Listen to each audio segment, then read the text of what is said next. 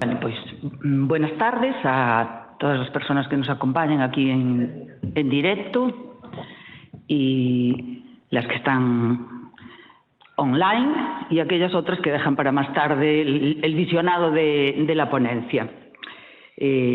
Como ya saben, vamos a hablar sobre las hermanas Jimena y Elisa Fernández de la Vega Lombán, dos profesoras como nosotras que estuvimos impartiendo docencia en el instituto en que ellas han hecho bachillerato, hicieron bachillerato a principios del siglo XX.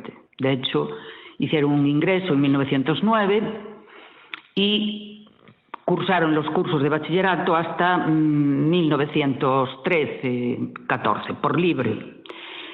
Pero para ello pensamos, mi compañera Luisa Grandío de Fraga y yo misma, Carmen Díaz Simón, que debemos enmarcarlas en los tiempos que las precedieron, porque fueron muy importantes, la segunda mitad del siglo XIX, para el desarrollo y el reconocimiento de los derechos civiles, educativos, sociales, de media parte de la humanidad, que somos las mujeres, también en aquel entonces, ¿no? Entonces, las cosas no suceden porque sí, sino que generalmente es por alguna causa. Entonces, no existen las casualidades, sino las causalidades. En nuestra cabeza estábamos asistiendo al reconocimiento, no queremos decir que no fuera merecido, de un pariente de estas protagonistas, de Jimena y de Elisa, también de nuestra ciudad, que era Celestino Fernández de la Vega, su primo. Entonces se llenó la ciudad y los medios de comunicación, los locales culturales, de un reconocimiento necesario hacia su persona y hacia su obra. Pero, paralelamente, conocimos de la existencia de estas mujeres y nos preguntábamos, sin aún conocer en fondura sus aportaciones y su vida, porque ni aún a estas alturas es realmente conocida, por falta de estudio, evidentemente, y de interés, como estábamos hablando en la anterior ponencia, hacia las cuestiones de reconocimiento y de visibilización de la obra y de la vida de mujeres importantísimas, ¿no?, como pueden ser Jimena y Elisa. Entonces, bueno, hicimos una hipótesis de trabajo que fue, pero dado que estudiaron en este instituto, en el que también existe un archivo histórico, no vaya a ser que exista algo en este archivo histórico sobre estas mujeres. Y efectivamente, con la colaboración de un compañero, pues al mirar en el archivo histórico, allí estaban los expedientes 192 y 193, que nos causó muchísima, bueno, alegría, ¿no?, el verlos. Luisa, si quieres puedes contar un poco, sí, ¿no? Unos expedientes muy curiosos, porque en ellos no solo aparecían las calificaciones de ellas dos, que todos eran sobresalientes, premios extraordinarios en ciencia, en letras, en todo, sino que aparecían ejercicios de redacción, ejercicios de matemáticas, lecturas. Hay como una especie de pequeño dossier de lo que ellas representaban. Nos quedamos sorprendidas, ¿no?, al ver aquello, empezamos a tirar del hilo. Claro. Y entonces empezamos a encontrar que eran las primeras, que es una de las cosas más valiosas, las primeras licenciadas en medicina en la Universidad de Santiago. Bueno, aunque realmente después habría que apuntar que en realidad fue una viguesa, ¿no?, Olimpia Valencia, pero bueno, de la provincia de Lugo, que es lo que queremos reclamar también, porque aunque ellas nacieron en Vegadeo, que es un pueblo limítrofe con Asturias, por el destino que tenía allí su padre, realmente toda su familia, o gran parte de su familia, aún reside hoy en día en Lugo. Bueno, aparte en otros lugares, porque cada uno se desplazó a distintos sitios de la geografía. El padre de ellas, Venceslao Fernández de la Vega, descubrimos, a su vez, que era o pertenecía a la ILE. Entonces ya empezamos con las condiciones que les antecedieron y que promovieron que esta familia fuese una familia ilustrada. Esto es un demérito, porque algunos compañeros también nos decían, bueno, pero son hidalgas, son hijas de la burguesía, son ilustradas, son liberales. Son lo que son. Lo normal es que sea en el seno de familias con cierto nivel de cultura y económico, donde se promueva el conocimiento y se le valore en la medida en que lo debe ser, ¿no? Entonces, efectivamente, indagamos también sobre la existencia de alguna información sobre ellas y, bueno, para ser sinceras, esto era el año 2014, no había nada en Internet. Por ejemplo, en YouTube no existían las hermanas Fernández de la Vega. Entonces, lo que pensamos es que para darles visibilidad y bueno, con un instrumento rápido y además con potencia, pues estaría bien hacer un vídeo. El problema es que no teníamos tampoco imágenes, apenas unas cuantas fotos, entonces, pues, lo teníamos difícil, ¿no? De todas formas, nos parecía que era importante hacerlo. Y como decía Felisa, o lo decía también Maribel, compartimos todas que lo que es importante, pues se debe hacer. Y las mujeres, en definitiva, somos bastante emprendedoras y tenaces en nuestro trabajo, y entonces las cosas salen adelante, ¿no? Pero volviendo un poquito a la ILE, en 1876, Francisco Giner de los Ríos, junto con otra gente ya imbuida de las ideas educativas modernas que corrían por Europa, crea esta institución. Sobre todo también eran profesores universitarios y veían la necesidad imperiosa de que había que renovar los métodos pedagógicos. Entonces tenían que contribuir además a la creación de las personas intelectualmente formadas al estilo europeo. De esas políticas educativas del siglo XIX, las mujeres seríamos las principales beneficiarias, porque, bueno, había cantidad de analfabetismo, sobre todo en nuestra media sociedad, y sobre todo estaban tan empeñados en sacar adelante y mejorar el sistema educativo que se produjo un descenso muy grande del analfabetismo en España, sobre todo en las zonas urbanas, porque el Estado español era eminentemente rural y entonces era más difícil el acceso. Así que los cimientos de esa dignificación que se pretendía de las mujeres se habían puesto en las décadas pasadas del siglo XIX. Empezamos también a mirar qué otras características compartían con otras mujeres que habían sobresalido a la par que ellas, que podíamos llamarles modernas, porque rompían en muchos aspectos los cánones que estaban prefijados, ¿no? Empezaron a ocupar o aparecer en lugares públicos reservados habitualmente a los hombres y entonces pues llamaron la atención, la verdad. Aunque muchos compañeros, en este caso tildados de científicos por aquel entonces, no paraban de sacar argumentación a favor de que las mujeres pues no éramos capaces ni nuestras capacidades estaban a la altura de ellos y desde luego nuestra propia fisiología, como puede ser tener la menstruación, estaba impidiendo, o ser madres, los embarazos no eran compatibles con el desarrollo de la inteligencia. Y lo más bonito es que resulta que basándose en el método científico querían demostrarlo científicamente. O sea que la ciencia también en muchas ocasiones trabajó en nuestra contra. Ya no voy a hacer referencia a los tiempos de hoy. Hay veces que interesadamente se hace caso a la ciencia y hay otras veces que se pasa de ella, ¿no? Entonces, bueno, está el libro pues de la indigencia mental de las mujeres, basado en una obra de Moebius, que aquí tuvo muchísimo éxito, desde el profesor Gregorio Marañón, pasando por Novoa Santos y muchos más. Realmente el único que no hizo caso y que no avaló con su opinión estas corrientes infravalorativas de las potencialidades de las mujeres fue Santiago Ramón y Cajal, que desde luego es para agradecérselo, ¿no?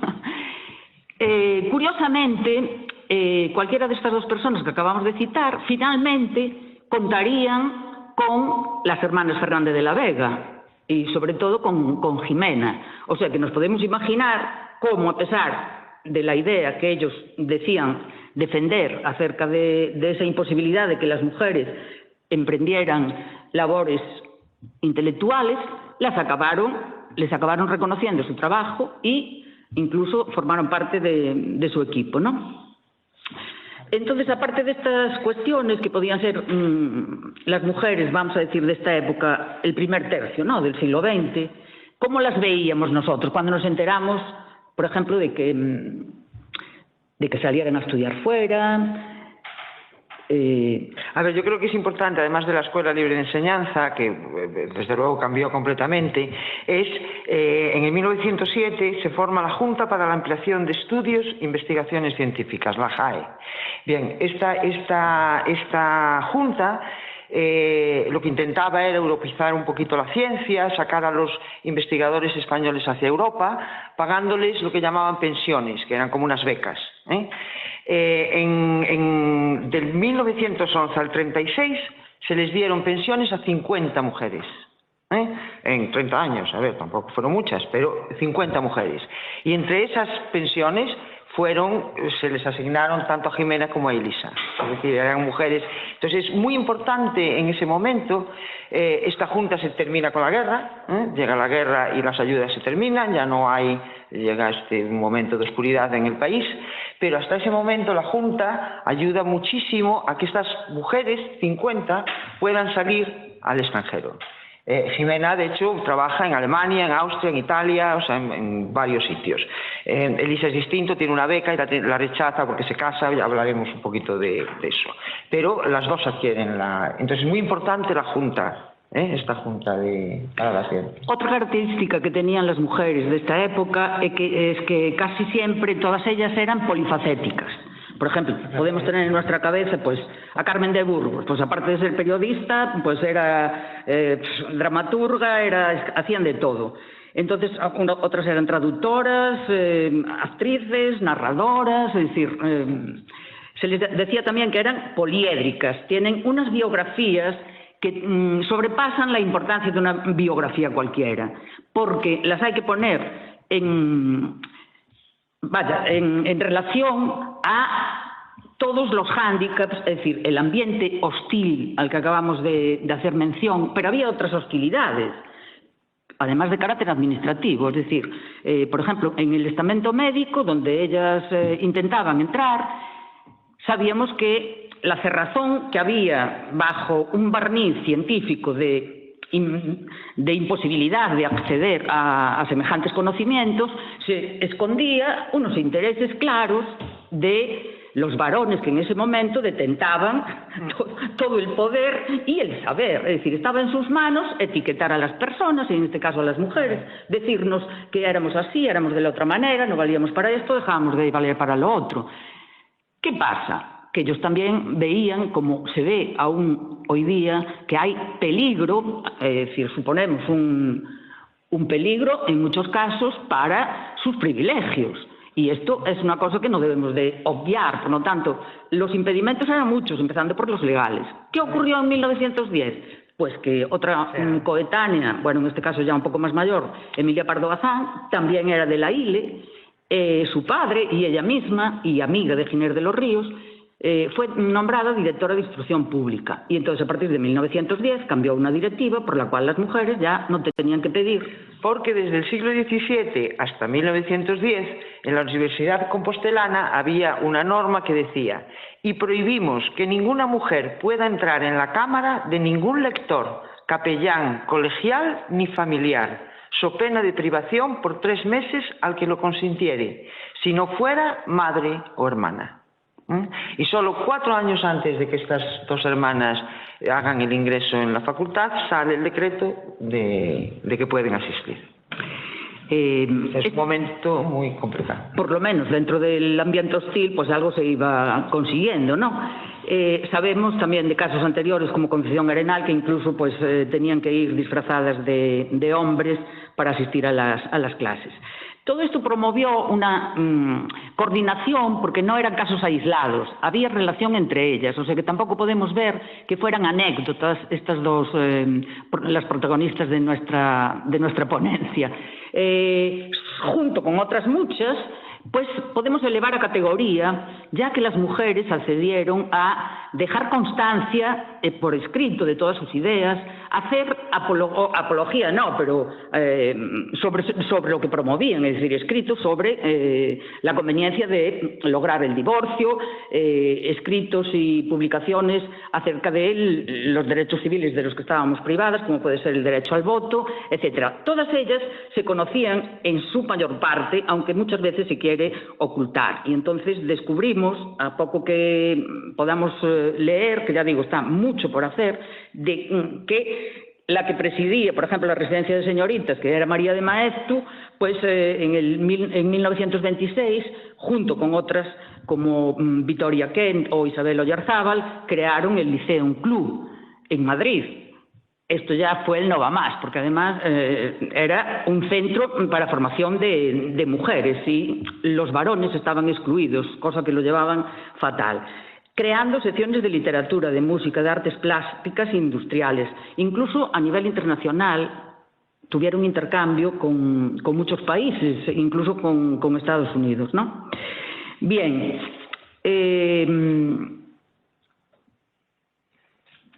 Lo que querían todas ellas, también otro rasgo definitorio, era darle jaque al ángel del hogar. Y eso lo tenían clarísimo, o sea que no era solamente un cambio como un barniz, sino que eran en profundidad lo que ellas pensaban y creían. De ahí que la propia vida de estas mujeres era en sí misma un ejemplo de cómo iban sobrepasando y superando fronteras. Por ejemplo, la de la vestimenta. María de la Ole Járraga, por ejemplo, que llegó a Bruselas a principios de siglo, pues sabemos que sus vestimentas pues eran faldones largos hasta el zapato, y al llegar estaba lloviendo, entonces se vio un problema, porque claro, entre los faldones, el paraguas en la mano derecha y el poco equipaje que llevaba. Bueno, esto es un detalle, pero todas otras muchas, desde las que subían a un avión, las que hacían deporte, las tenistas, es decir, empezaron a aparecer en un montón de sitios y la falda, evidentemente, se fue acortando. Le habían dicho a Carmen de Burgos que le era más conveniente, dadas sus características, vestir calcetines de varón que no medias de señora. Eso era para reconocerle su valía. Bueno, en definitiva,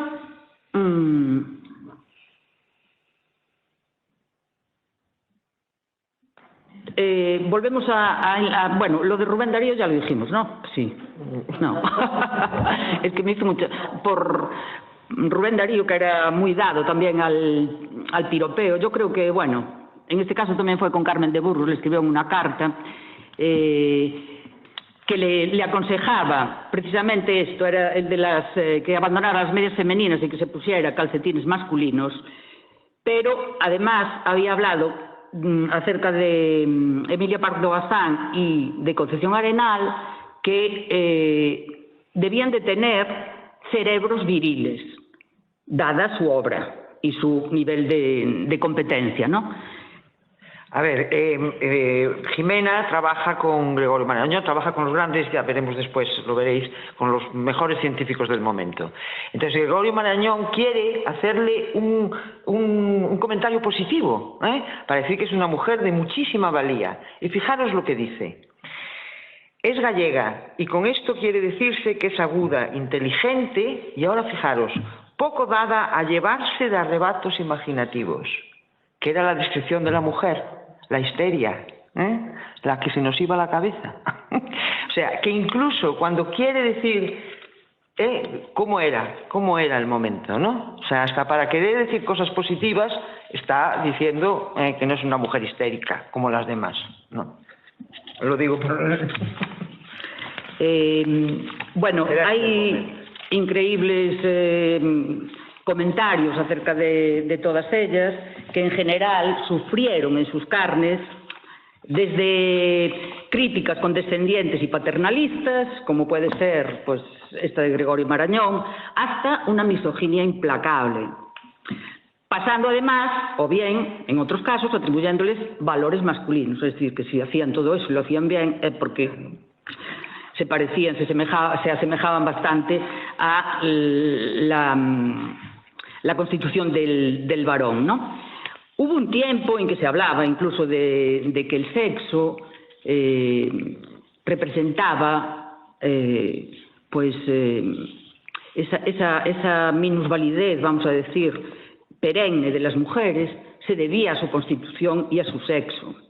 Entonces había lo que hoy en día también se habla en otros temas, pues incluso cerebros de hombre y cerebros de mujer.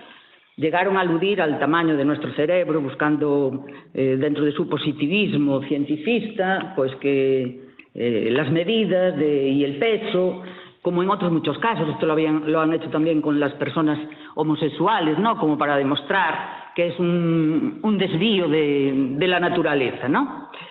Bien. Todo esto pues fue cambiando el panorama político y una de las cosas que ya comentamos y nosotros queríamos seguir con esto es el didactismo también de la mujer para la mujer. Ellas creían firmemente en la educación como base y fundamento del progreso.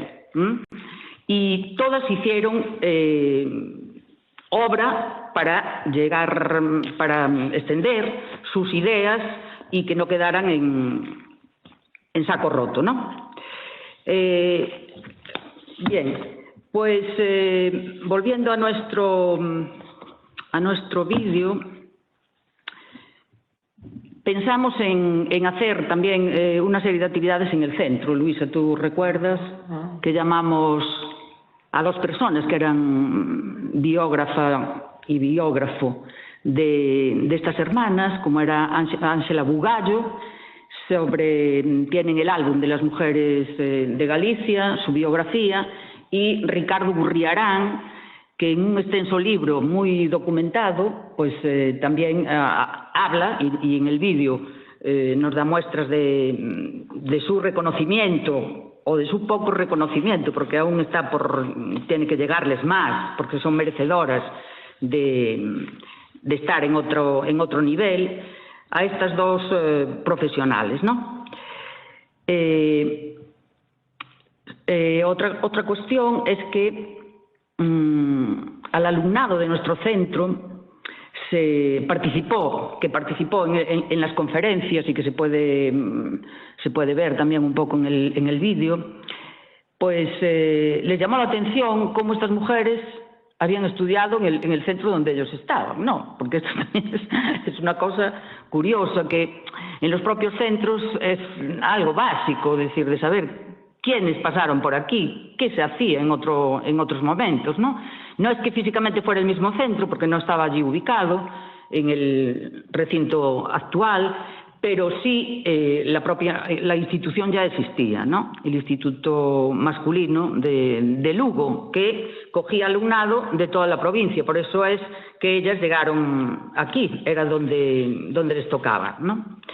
Y bueno, se quedaron bastante sorprendidos. ¿Qué ocurre? Que esto se hizo dio pie a una exposición también de documentos, de libros que ellas escribieron, y como el alumnado va pasando de unos cursos para otros, pues hoy en día lo que queda es un vago recuerdo en la gente que lo vivió en aquel entonces. Pero volvemos otra vez a lo mismo, como no hay un decidido apoyo a que todo esto salga para adelante, pues siempre está dependiendo de la voluntariedad del profesorado de una época determinada.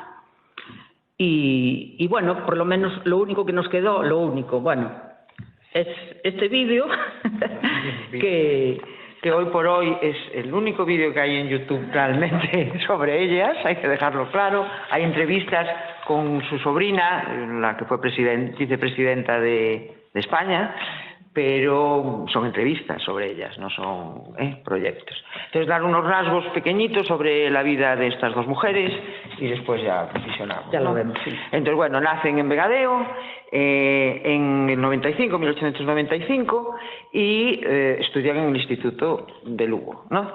Con unas notas brillantes, las dos, premios extraordinarios, y se van a Madrid. Se van a Santiago.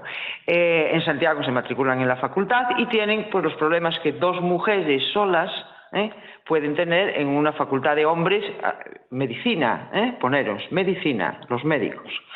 Entonces tienen problemas en los pasillos de insultos, problemas pues de convivencia, hasta que en una clase de anatomía el profesor se niega a darles la clase porque las mujeres no pueden ver el cuerpo de un hombre desnudo. Supongo que sería el esqueleto, que ni siquiera sería un difunto, pero no pueden. Ellas se cogen el consiguiente cabreo y dicen no volvemos. O sea, si no podemos hacer prácticas, si no podemos, no volvemos. Entonces parece ser que hubo un movimiento entre los compañeros, uno de los compañeros acabó casándose con Elisa, entre los compañeros de que volviesen, porque eran unas alumnas brillantes y volvieron, ¿no? Pero bueno, tuvieron muchos problemas, Se terminan la carrera con todos los premios que pueda haber, con todos los honores, se van a Madrid, hacen el doctorado. Otra vez también con los mejores profesores de aquel momento, vamos, dos mujeres muy brillantes. Y ahí se separan un poquito las dos vidas, es una visión de la medicina diferente. Elisa consigue una de esas pensiones que antes os comentaba en Europa, en Alemania, pero se casa. Conoce a Gumersindo Sánchez Gisante, un hombre muy interesante, republicano, profesor de anatomía, catedrático de anatomía, y decide renunciar a esa beca, pero se dedica a una medicina social. Es decir, monta un centro de indigentes, trabaja en los hospitales, sigue escribiendo, publicando un montón de artículos, pero muere muy joven. Tiene 3 hijos y muere a los 38 años. Ahí cogemos la parte de Jimena.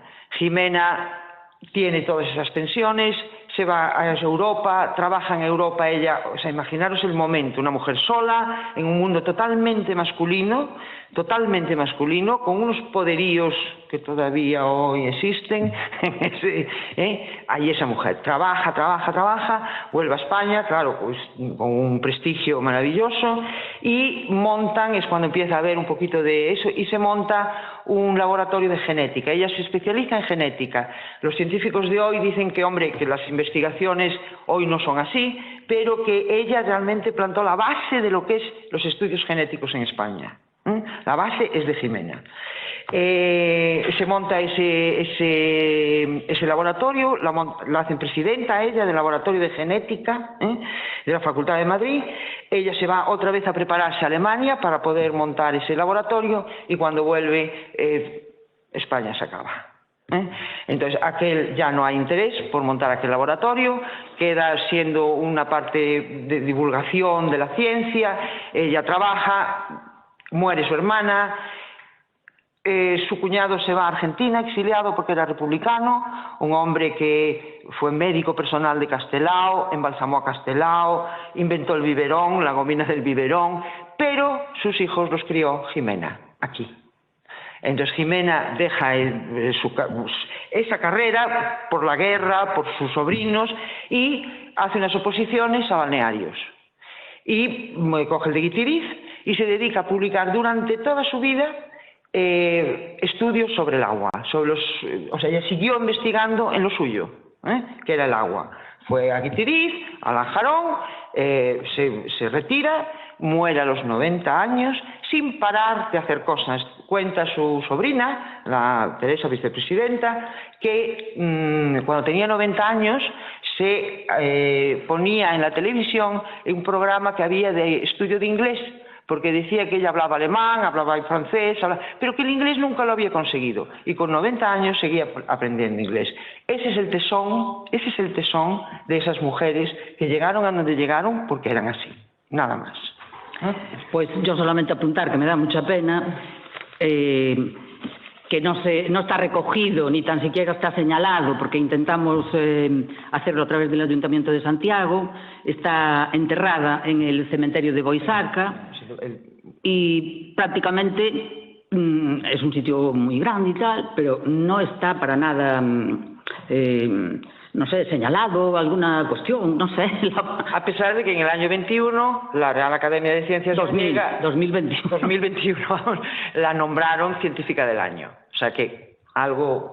Bueno, fue un 8 de octubre, el Día de la Ciencia, de la Mujer en la Ciencia, pero es que tampoco, aunque se busque, no hay, dice, lo que sería, le dedican el año, entonces sería que durante todo este año, hasta el siguiente 8 de octubre, pues hay una serie de actividades.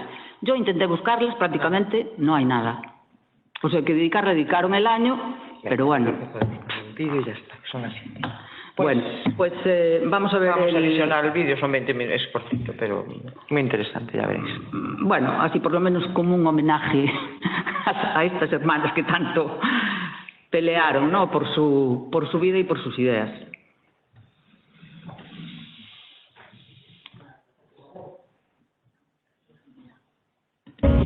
Ups.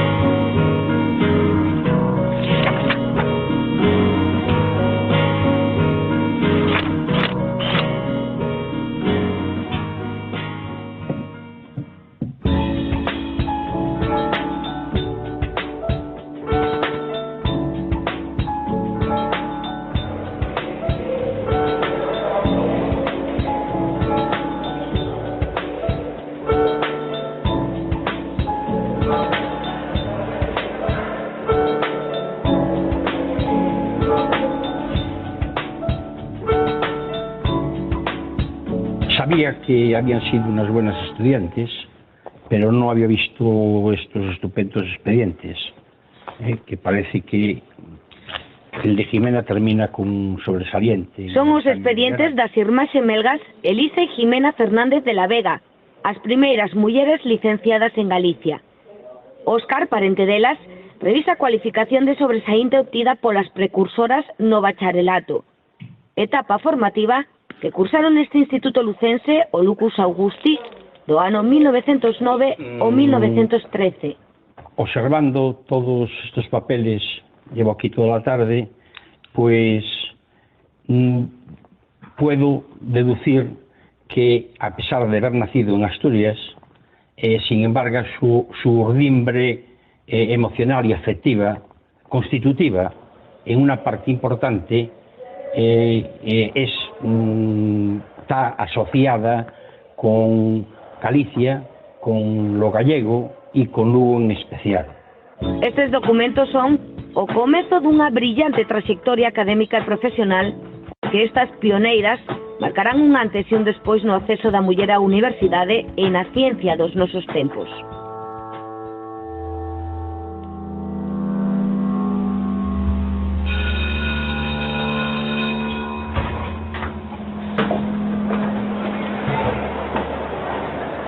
Ricardo Gurriarán percorre máis de 100 anos despois o mesmo corredor polo que pasaban as irmás Fernández de la Vega na súa etapa formativa no Lucus Augusti.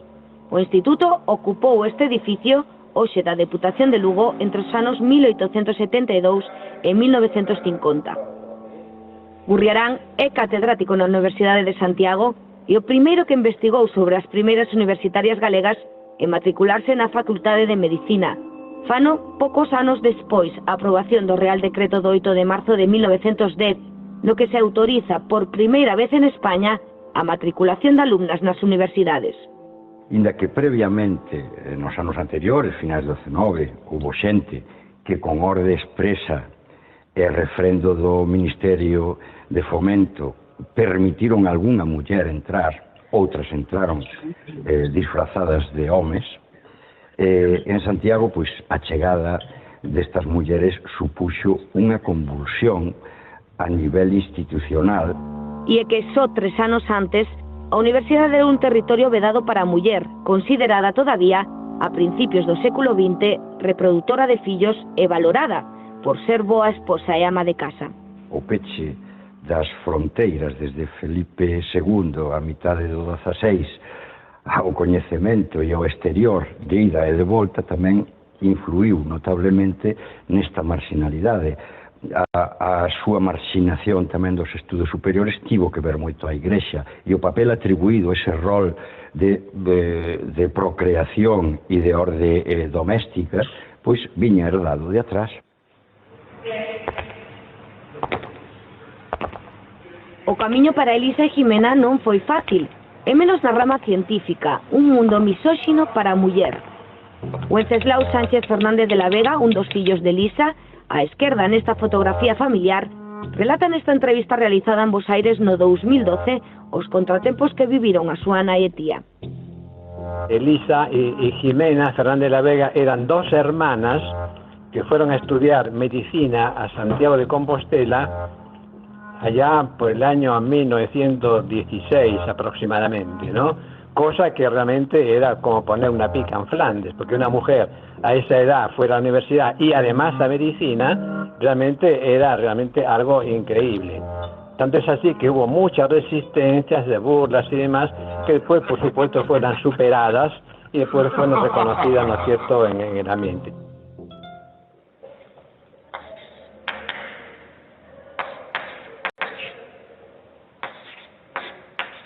As gemelgas eran extrañas naquel ambiente predominado polo xénero masculino. Por ser mulleres foron increpadas, marxinadas, humilladas por compañeros e profesores. A sensación é realmente de acoso, como creo que chamaríamos. Un acoso non solamente por parte dos seus compañeros estudantes, sino tamén incluso por parte do profesorado da propia Facultade de Medicina, que nos casos di cousas que fan reírse aos seus compañeros masculinos, ou noutros casos directamente lles impide o acceso ás aulas, porque, por exemplo, o profesor de anatomía decía que non se debía permitir que as mulleres viran un corpo de home desnudo, ¿no? Pues uno de los profesores, pues no solo los bedeles y los alumnos, sino que incluso el profesorado también las ninguneaba. Y incluso, volviendo a esto de anatomía, pues dijo una inconveniencia, ¿no? Y ellas se levantaron, se fueron para su casa, enviaron una carta diciendo que se les examinase por libre, que no volvían allí y tal. Pues vamos, el profesor tuvo que pedirles disculpas. Me gusta pensar en poñerme na pel desas mulleres cal tivo que ser esa enorme valentía, ¿no?, para seguir día tras día cruzando esas aulas, esos pasillos, siendo capaces de pasar por todo eso para lograr algo que las ambicionaban y que desde luego a mí me parece de un enorme mérito y algo que en la actualidad todos deberíamos aprender.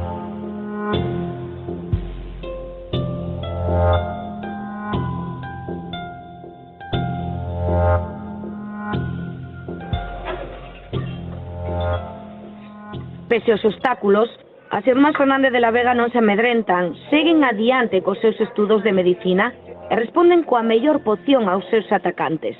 Convértense con tan só 23 anos nas primeiras médicos galegas e fanos sendo as mellores da súa promoción, demostrando a compañeiros e profesores que a muller tiña máis que cabida no mundo académico e científico.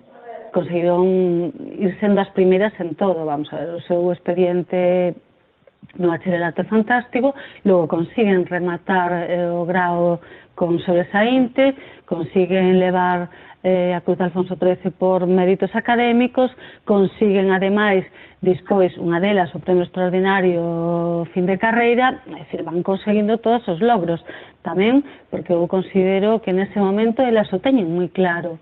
É dicir, diante de todo eso, en vez de retraerse, o que fan é demostrar que a súa valía, o feito de que están ali non como algo que lles permite a alguén, sino como un dereito que teñen e que las demostran cada día poñendo moi claro que son capaces de ter uns saberes que moitos dos seus compañeiros masculinos non teñen. Foron das primeiras, xunto con Olimpia Valencia, outra médica de Vigo, as primeiras mulleres que, de algún xeito, nun foro absolutamente masculino como era a clase médica, irrumpiron de forma brillante, con achegas científicas de recoñecido mérito. 2 anos despois, Elisa e Jimena doutóranse en Madrid. Al terminar la tesis doctoral, pues cogen dos rumbos totalmente distintos. Digamos que Jimena se orienta a la investigación y concretamente a la genética, y Elisa se casa con un gallego ilustre, con Gumersindo Sánchez Guisande, que fue una persona, fue uno de los redactores del Estatuto Gallego, persona que se tuvo que exiliar y que embalsamó a Castelao. Entonces, ella, en vez de dedicarse, digamos, a la... No es que deje la medicina aparte, ni mucho menos, porque ella, pues, consigue hacer publicaciones importantes con relación al sistema respiratorio y aportaciones, vamos, muy importantes. No es que se aparte de la medicina, pero se dedica un poquitín ya a cosas mucho más humanitarias, ¿no? Incluso crea un centro de indigentes, e dá conferencias por toda España. Elisa morre moi nova, de aí que a súa trayectoria quedase algo truncada. Desgraciadamente, de Elisa termina pronto porque ella se autodiagnostica una neumonía típica y fallece con 38 años en el año 1933.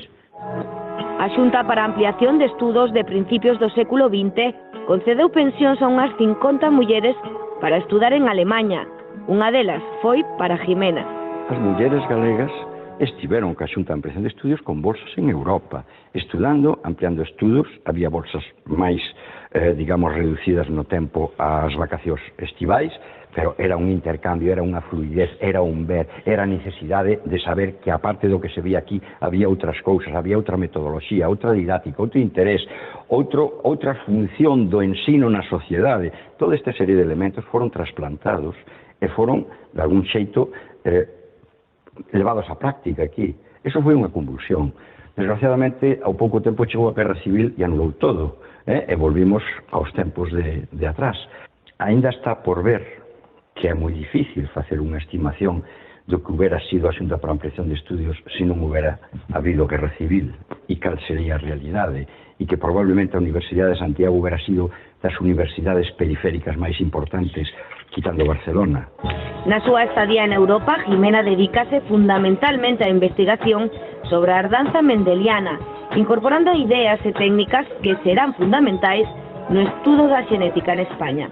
Da Xunta para a Ampliación de Estudios non chegaron a 2000 os que saíron e as que saíron fora, pero eses 2000 multiplicaron o efecto do seu coñecemento e do seu saber fora dunha forma exponencial.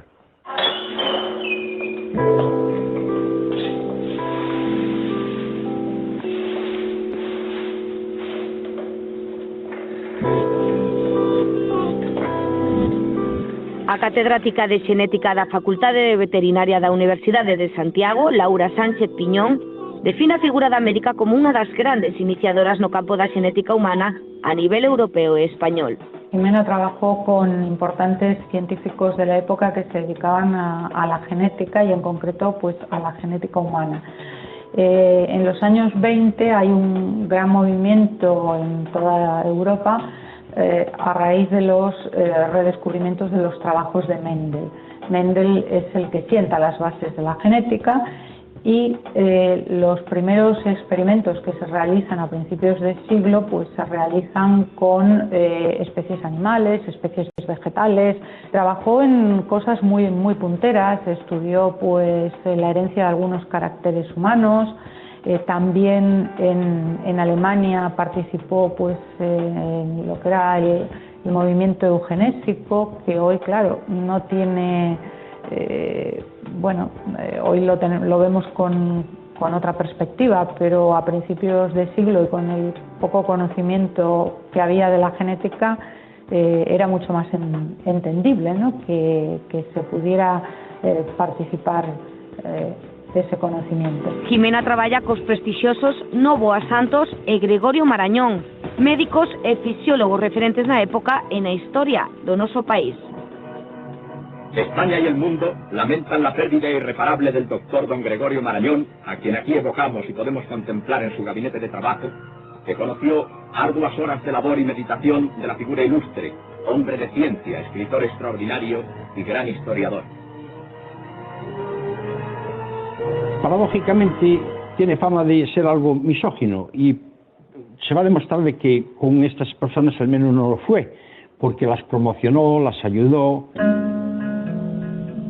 De feito, Marañón describe así a Jimena no prólogo do seu libro La herencia patológica en la especie humana de 1975. Es gallega y con esto quiere decirse que es aguda, inteligente y poco dada a llevarse de arrebatos imaginativos. Cualidades todas excepcionales para el cultivo de las ciencias. Jimena é nomeada directora do primeiro laboratorio en Madrid en xenética humana dependente da Cátedra de Patoloxía de Novoa Santos. Era o ano 1933. Foi a súa última etapa no campo da investigación. Después, cuando Jimena regresa a España, se funda un laboratorio de genética, en concreto en Madrid, que fue el primero de genética humana, y a ella se le nombra directora. Pero también por motivo de la guerra el laboratorio nunca fue dotado pues de material, de apoyo económico, y realmente no fue un laboratorio que luego hizo investigación, sino que quedó como una sección de asesoramiento, de estudio, pero no de laboratorio, de trabajo, de investigación. Pues ella después no se dedica a la investigación. Cuando se monta este laboratorio, del cual era la responsable, pero hace algunos estudios, pero ahí acaba un poco su labor investigadora. Dada a mala situación da investigación, a finais dos 40, Jimena decide empezar a traballar no campo da hidroloxía. Saca as oposicións a médico de balneario, escollo de Guitiriz, porque a súa nai, da que se fai cargo por enfermidade, sentabanlle moi ben as augas deste centro. Convértese así na primeira directora dun balneario en España. Muerta su madre, pues pasa a un balneario de Cestona, y Sotomayor, en Cáceres, Cestona en Guipúzcoa, y finalmente Lajarón, que es donde se jubila.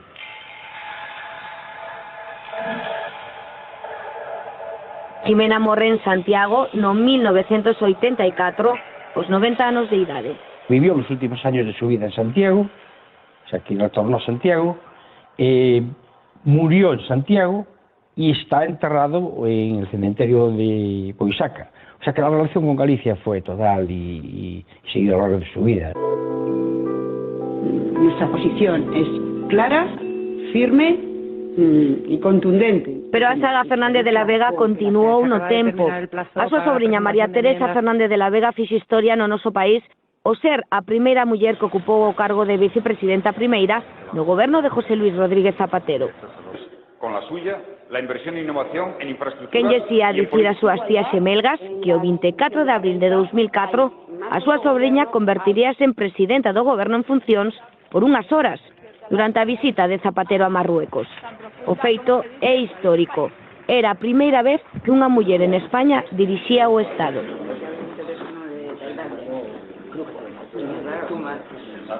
En verbas da propia María Teresa, na súa vida laboral e persoal, sempre tivo moi en conta o exemplo das súas tías.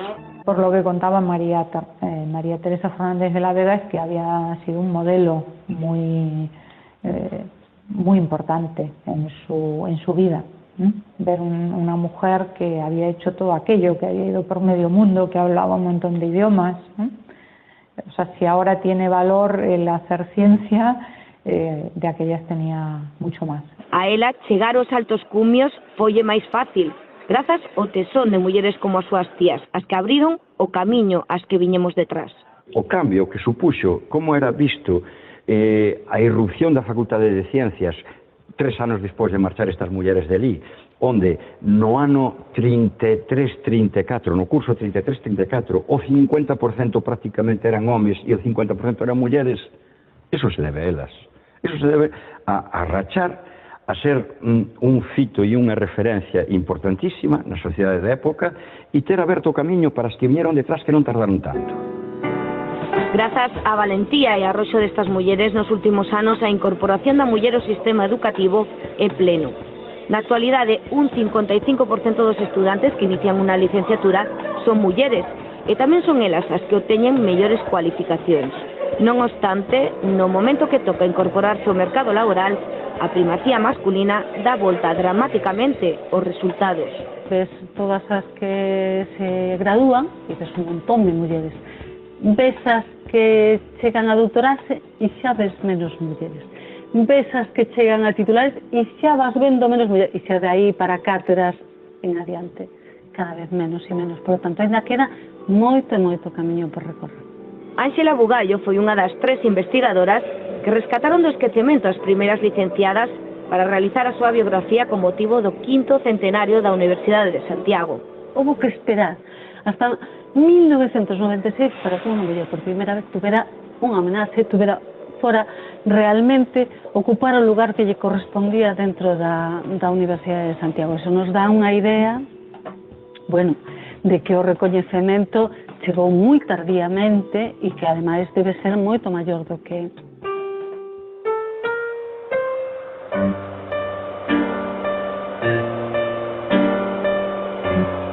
máis de 100 anos despois de que se matriculasen na Universidade de Santiago, o Vicerreitorado de Estudantes da USC e unha rúa en Vegadeo, lugar onde nacen, levan o nome das primeiras médicos galegas. É xusto o recoñecemento que recibiron ao longo da historia estas médicos? Sería distinto se fosen homes? Las dos hermanas Fernández de la Vega tendrían que ser más valoradas y más conocido su trabajo. El hecho de lograr ser médicos en los años muy a principios del siglo pasado tiene un valor muy grande. Ainda hai que dar pasos cualitativos e cuantitativos moi importantes para poñer a estas mulleres no sitio en que merecen e para ver as consecuencias dese arroxo que tiveron de dar eses pasos adiante. Creo que deberían de pasar a historia, a nosa historia e a historia da ciencia desde logo. Esperemos que el escrutinio cibernético, ¿no? Ciberespacial, pues ponga en su sitio a cada uno y el legado de esas personas con humildad pues pueda llenar de contenido el futuro, ¿no? Vos falan agora moitas veces das células nai, sabedes o que é eso? Sí? Moi ben, a ver, contanos. No seu 120 aniversario, o Instituto Lucus Augusti está a levar a cabo charlas e actividades ao alumnado no recoñecemento académico social das irmás Fernández de la Vega Lombán, un referente, destacan, no que se poden apoiar as novas xeracións. O que conseguiron, é dicir, porque se ao fin e ao cabo volvesen para a súa casa, pero non foi así, elas triunfaron. Para eles ten que servir como referente, é dicir, se elas o puideron facer, eu tamén podo facelo. Non hai que ser ese estereotipo que temos do científico, hai que ser calquera persoa a quen lle interesa a ciencia e que decida volcarse nela, como fixeron elas.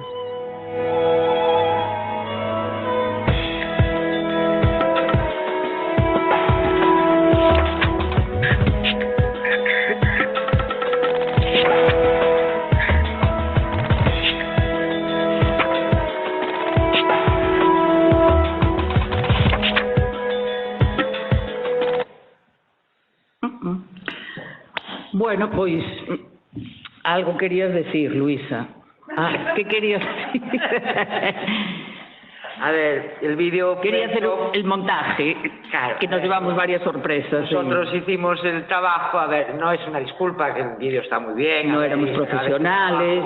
Hicieron los profesionales y todo, pero obviamente, como podéis comprobar, hay cosas que nosotros no habríamos hecho. Pero bueno... Bueno, nos llevamos una sorpresita cuando vimos el resultado final, pero pues, de nada, para ser de nada. Pero bueno, es lo que tiene el trabajar coordinados con otros sitios, ¿no? Que a veces, pero bueno. Claro, yo creo que supera el tiempo, o sea que bien, que bien. Está muy bien eso. Os he hecho parte médicos. Sí. A ver. Pues eso. Yo creo que es que me parece que no fue en el 2000. Bueno, decís algo si queréis. En el 14. En el 14, y parece que no. A ver, Marisa, te quema. No, mo deixo para se algunha fala, A ver, yo paso. Pues veña unha palabra. Ese homenaje a la vicepresidenta, al final, pues tampoco estuvimos muy... Bueno. Foi difícil falar con ela, ca vicepresidenta. Sí, vamos a ver, primeramente intentamos ponernos en contacto, de hecho con la secretaria estuvimos de acuerdo. Llegamos a hablar, y lo que pasa es que esto también tenía cierta premura porque queríamos tenerlo para una fecha determinada, para el 8 de marzo. Entonces nos empezó a dar largas, o sea, nosotros realmente nos fue saliendo todo lo que pensamos. Ricardo Gurriarán vino, Ángela Bugallo también, pudimos hacer las conferencias, hacer el material para la exposición. Bueno, buscamos incluso los libros también, porque había en vitrinas una exposición, bueno, pequeña, pero bien. Y lo que nos fue imposible fue contactar con ella. Con ella, pero sí que su secretaria o la secretaria del gabinete o lo que fuese se ofreció a todo tipo de información que nos podían dar de cualquier cosa que necesitásemos, quiero decir, bien. Sí, sí. Luego aquí no se menciona, pero bueno, tuvieron el reconocimiento en la USC, es que les dieron un Víctor, que por lo menos hay pocas mujeres que no sé si son las únicas que lo tienen. Y bueno, pensamos en aquel momento, y de hecho mandamos un escrito para reclamar una calle en su honor, y tampoco no lo logramos. En nuestra ciudad, nada. No tienen, o el nombre pues a una residencia de estudiantes o algo. Ni en el propio centro, a la altura del 2014, fue posible llegar a un consenso para ponerle su nombre a algún laboratorio. En el centro. En nuestro centro. En nuestro centro. Entonces, con todo aquel montaje que teníamos, vamos, que todo el mundo lo aceptó, estupendo, porque funcionamos mucho con los chicos, tal, y hubo parte del profesorado. Bueno, sobre todo hombres. Bueno, los hombres, básicamente. Yo no sé qué inconveniente le veían, porque les parece, pero bueno, eso también denota un poco las resistencias que existen todavía en esta época, como ejemplo, ¿no? Como disculpa nos llegaron a decir que eran unas fidalgas. Eran unas fidalgas. Ay, mira tú. Y luego, pues esto de, pues habrá otras que también lo merecían, que luego que también son merecedoras. Bueno, hombre, pero vamos poco a poco. Pero nada. No sé, a mí me parece una mezquindad por su parte y... En fin, esperar que vengan otros tiempos, pero no sé, ya yo creo que los tiempos deberían de estar ya en el presente. Bueno, pues muchas gracias. Muchas gracias por vuestra asistencia. Y mañana continuaremos con estas terceras jornadas aprendiendo feminismo. Y gracias a la UNED por brindarnos su apoyo y sus instalaciones.